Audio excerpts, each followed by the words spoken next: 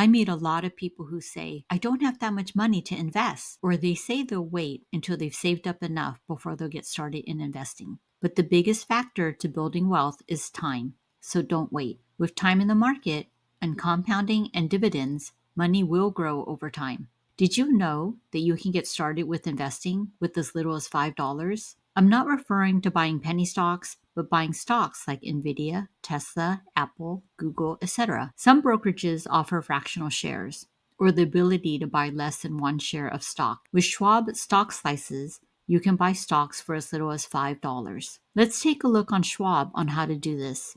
I'm logged into Schwab.com. Under Trade, I go to Schwab Stock Slices. I get a little pop-up from Schwab Stock Slices Tour, an easy way to invest. With Schwab Stock Slices, you can choose the stock you want from a list and an amount to invest. That's all. Clicking Next. Select stock and amount. Select between 1 and 30 stocks, then choose an amount to invest, starting at just $5 per stock. Own part of a high-priced stock. You can own a slice fractional share of a high-priced stock. For example, if a company stock is trading at $1,000 and you're buying $200 of it, you'll own 20% of one share. Gift option. Introduce a young person to the power of investing by using a custodial account for a gift. Part of your overall plan. Stock slices can be one of several building blocks in a broader plan to support your goals. All right, let's click on the X and get started. So let's pretend we want to buy Apple. Someone was detected at your Wisteria with rain 3 front door. Here it is. I'll go ahead and click on it. Hit continue. I want to invest $5 worth. Usually I recommend clicking reinvest dividends, which means that if the stock pays a dividend, it will buy more shares, so you don't have to do this again. And then we'll hit review your selection.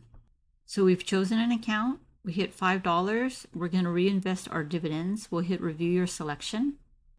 You get acknowledgement that yes, you do want to buy $5 worth of this particular stock. So in this case, it's buy $5 worth of Apple, which comes out to 0.0183 shares, and we hit confirm, place order.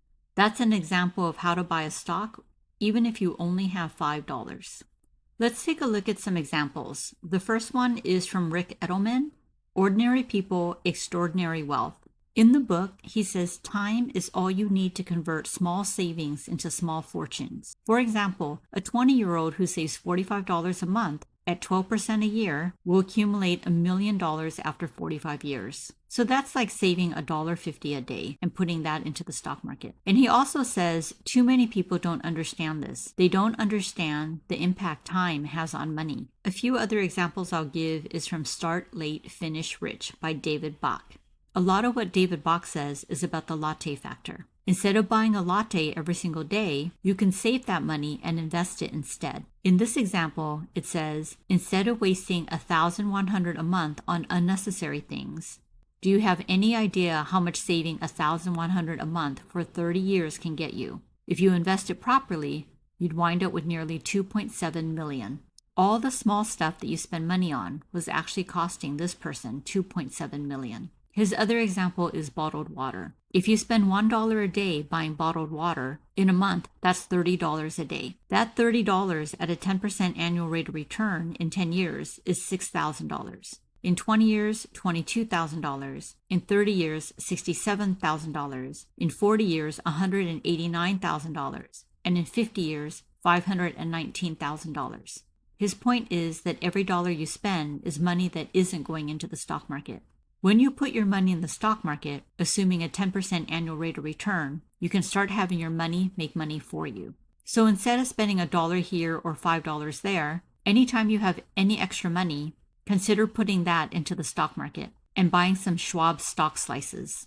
A few other good examples he gives is assuming a 10% annual rate of return, If you invest $5 daily, in 10 years you'll have 30,000. In 20 years you'll have 113,000. In 30 years you'll have 339,000. In 40 years you'll have 948,000, and in 50 years you'll have 2.5 million. He also does these examples if you invested $5 daily, $10 daily, $15 daily, etc. The only negative with less than one whole share is that you can't put a trailing stop loss on it. But that's a small negative compared to getting into the market early and letting that money grow over time. So remember, even with $5, you can get started in kickstarting your wealth today.